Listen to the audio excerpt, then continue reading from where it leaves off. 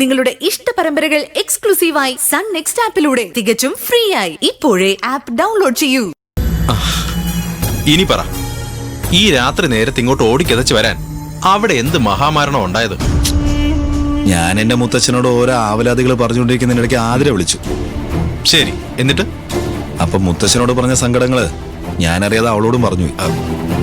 ആവശ്യമില്ലാതെ സങ്കടങ്ങളൊക്കെ അണ പൊട്ടി ഒഴുകി കാണും, അത് സ്വാഭാവികം. പക്ഷെ ഞാനൊരു ബുദ്ധിമാനായതുകൊണ്ട്. എന്തുമാൻ? നീ ഇങ്ങനെ ഇടയ്ക്കേറി ഓരോന്ന് ചോദിച്ചാ പറയുന്നതിന്റെ ഫ്ലോ നഷ്ടപ്പെടും. ശരി, ഇനി മിണ്ടില്ല, നീ പറഞ്ഞു. ആ വെഡിങ് കാർഡിന്റെ കാര്യത്തില് ഞാൻ പറഞ്ഞ കള്ളത്തരെല്ലാം ആതിര കണ്ടുപിടിച്ചു. അതുമാത്രമല്ല, നിശ്ചയ സമയത്ത് ഞാൻ അറിയാതെ പറഞ്ഞു പോയൊരു വാചകം പെട്ടെന്ന് അവളുടെ ഓർമ്മയിൽ വന്നത്രേ. എന്തു വാചകം? കസേര വാടകയായി 3000 രൂപ കൊടുത്തത് വേസ്റ്റ് ആയെന്ന നിഷ്കളങ്ക വാചകം. അത് ഓർമ്മ വന്നതോടെ എന്റെ പിശുക്ക് എന്റെ അച്ഛന്റെ തലയിൽ കെട്ടിവെക്കാൻ ശ്രമിച്ചതാണെന്ന് അവൾക്ക് വ്യക്തമായി മനസ്സിലായി. അടിപൊളി. എന്നിട്ട് എന്നെ എന്റെ സ്വഭാവത്തെ ഇഷ്ടമല്ല എന്ന് പറഞ്ഞ് അവള് ഫോണങ്ങ് കട്ട് ചെയ്തു. നീ ഉടനെ തിരിച്ചു വിളിച്ചു. അപ്പൊ ആതിര നിന്നെ ആട്ടിവിട്ടു അല്ലേ? എടാ, ഞാനൊരു കാര്യം പറയാം. നീ നിന്റെ മുത്തച്ഛന്റെ ഉപദേശങ്ങളൊക്കെ ആദ്യം ഒന്ന് മാറ്റിവെക്ക്. എന്നിട്ട് നിന്റെ ഈ പിശുക്ക് കല്യാണം കഴിയുന്നവരെങ്കിലും ഒന്ന് ഉപേക്ഷിക്ക്. കല്യാണം എന്നാ കുറച്ച് കാശ് ചെലവാകുന്ന കാര്യം തന്നെയാ, അത് മനസ്സിലാക്കാൻ ശ്രമിക്കേ. ശരി, മനസ്സിലാക്കാൻ ശ്രമിക്കാം. പക്ഷെ ആതിര പറയുന്ന കേട്ടാ അവളെ ഈ വിവാഹത്തിൽ നിന്ന് തന്നെ പിന്തിരിയെന്ന് തോന്നിപ്പോവും. അവളെ സമാധാനിപ്പിക്കാൻ ഞാൻ ഇനി എന്താ ചെയ്യണ്ടേ? ഞാൻ വിളിച്ചിട്ട് അവള് ഫോണും എടുക്കുന്നില്ല. ഞാൻ ഒരു കാര്യം ചെയ്യാം. നാളെ കാലത്ത് തന്നെ ആതിരയെ വിളിച്ചൊരു സമാധാനം ഉണ്ടാക്കാൻ ശ്രമിച്ചു നോക്കാം. നാളെ കാലത്തോ? അതെന്താ, ഇപ്പൊ നിന്റെ മൊബൈൽ ഫോൺ ഇവിടെ റേഞ്ച് ഇല്ലേ? റേഞ്ചൊക്കെ ഉണ്ട്, പക്ഷെ എനിക്ക് മര്യാദ എന്നൊരു സ്വഭാവം ഉള്ളതുകൊണ്ട് നാളെ കാലത്തെ വിളിക്കാൻ പറ്റൂ. ഇപ്പൊ നീ വീട്ടിലേക്ക് പോ.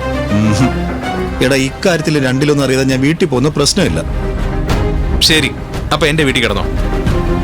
എന്റെ വീട്ടിലും കട്ടിലും കിടക്കൊക്കെ ഉണ്ടല്ലോ. ശരി, രാവിലെ എണീക്കുമ്പോ ആതിരെ ഫോൺ ചെയ്യുക അഭിലാഷ് എന്ന് പറഞ്ഞ് ഓർമ്മപ്പെടുത്താൻ ഞാൻ നിന്റെ കൂടെ തന്നെ കാണും. ഫോണിൽ പറഞ്ഞാലൊന്നും നീ കേട്ടില്ലെങ്കിലോ?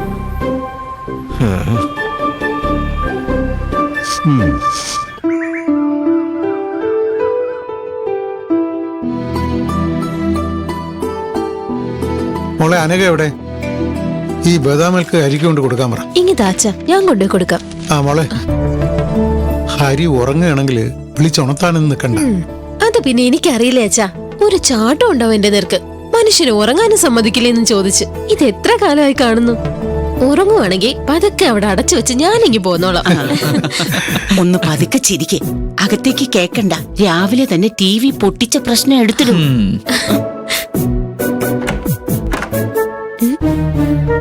പല്ലേട്ടാ, പല്ലേട്ടാ, പല്ലേട്ടാ, പല്ലേട്ടാ. ഒച്ച വെക്കലെന്ന് ഞാൻ പ്രത്യേകം പറഞ്ഞല്ലേ മോളെ? പല്ലേട്ടൻ ഇവിടൊന്നും ഇല്ലച്ചാ. ഇത്ര നേരത്തെ എഴുന്നേറ്റ് ചേട്ടൻ ഇതെവിടെ പോയി? നീ എല്ലായിടത്തും നോക്കിയോ? കട്ടിലിന്റെ അടിയിലൊന്നും നോക്കിയില്ല. അവിടെ കിടക്കുന്നുണ്ടെങ്കിൽ തന്നെ എന്റെ ശബ്ദം കേൾക്കുമ്പോ ഉരുണ്ടെണീറ്റ് വരണ്ടേ? ഞാൻ നേരത്തെ എണീറ്റ് ഇവിടെ തന്നെ ഇരിക്കുകയായിരുന്നല്ലോ. അവൻ റൂമിൽ നിന്ന് പുറത്തേക്ക് വരുന്നൊന്നും ഞാൻ കണ്ടില്ല. ഇതെന്താ ശേഖര ഈ പറയുന്നത്? പുറത്തു വരാതെ പിന്നെ അവൻ എന്തെങ്കിലും ഇന്ദ്രജാലം കാണിച്ച് കാറ്റായിട്ട് പുറത്തു പോയോ? അച്ഛൻ ആ പറഞ്ഞതിൽ വിട്ടിട്ട് അവിടെ നിൽക്കട്ടെ. എന്നാലും ഇത്ര കാലത്ത് തന്നെ അച്ഛനെ കൊണ്ടുവരുന്നതിന് മുമ്പ് ചേട്ടൻ അവിടെ പോയി. നിക്ക്, ഞാനൊരു കാര്യം പറയാം. ടെൻഷനാക്കാതെ കാര്യം പറയാമേ. അവൻ ശിവനെ കാണാൻ പോയി. ശിവനെ കാണാനോ? എന്തിന്? കല്യാണ കാർഡിന്റെ വില കൂടുതലായി പോയി, അത് ശിവൻ കൊടുക്കണോന്ന് പറഞ്ഞ് ഇവിടെ നിന്നല്ലേ അവൻ ബഹളം ഉണ്ടാക്കിയത്. നീ സുമിത്രയുടെ ആഭരണങ്ങളൊക്കെ കൊണ്ടുവന്നപ്പോ നിന്റെ നേർക്കും ചാടിയില്ലേ? അതിന് അത് ശിവനോട് നേരിട്ട് പറയാൻ അവൻ നന്നേ പുലർച്ചെ അങ്ങോട്ട് പോയതായിരിക്കും. അത് തന്നെ എനിക്ക് തീർച്ചയാ. ജയ, അവന്റെ ബൈക്ക് പുറത്തോണ്ടോ നോക്കി. ശരി അച്ഛാ. ഇവൻ ഇതെവിടെ പോയി?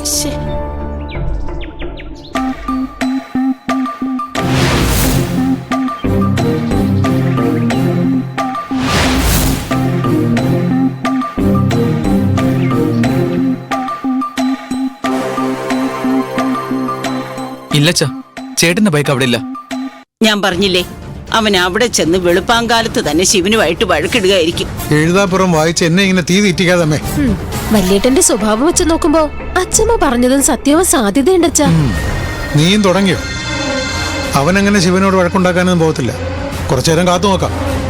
ഇങ്ങനെ വേവലാതിപ്പെടാതെ ഒന്ന് ഫോൺ ചെയ്താ പോരെ? അങ്കിളിന്റെ അവിടെയാണെങ്കിൽ നമ്മളും അവിടേക്ക് ചെല്ലുന്നേ നല്ലത്. വേണ്ട വേണ്ട, അതവനെ കൂടുതൽ ദേഷ്യം പിടിപ്പിക്കാനാണ് സാധ്യത. അവൻ വരട്ടെ.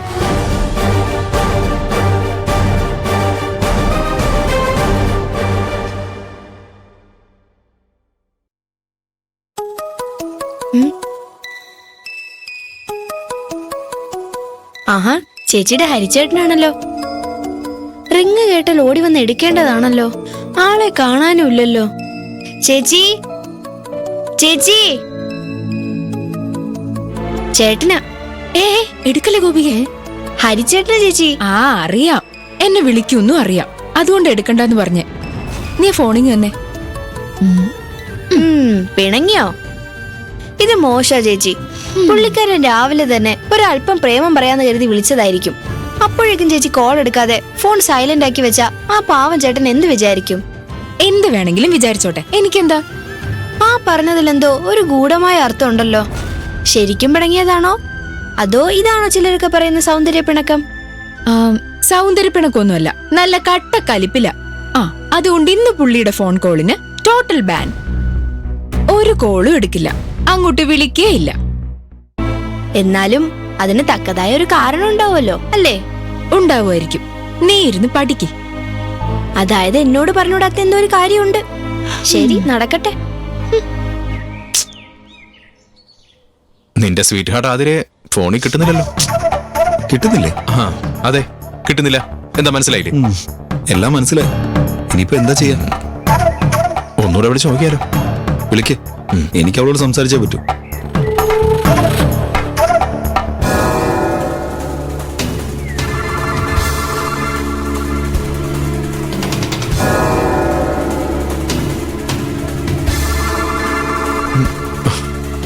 ഫോൺ സ്വിച്ച് ഓഫ് ആയി.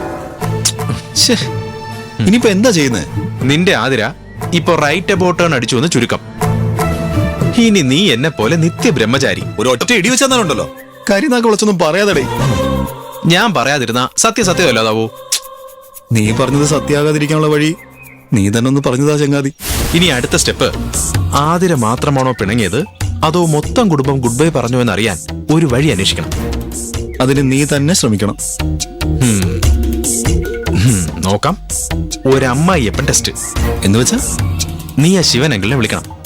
പുള്ളിയുടെ റെസ്പോൺസ് എന്താണെന്ന് അറിയണം. അത് ടെസ്റ്റ് നമ്പർ 1. അമ്മായിയപ്പൻ പ്രതികരണം അത് ഓക്കെ ആണെങ്കിൽ ബാക്കിയെല്ലാം ഓക്കെ. അതാ കുഴപ്പം. അങ്ങേര് വൻവിലക്കുള്ള കാർഡ് വാങ്ങിയതാ. ഞാനും ആതിരയും തമ്മിലുണ്ടായ പ്രശ്നത്തിന്റെ ആദ്യ കാരണം.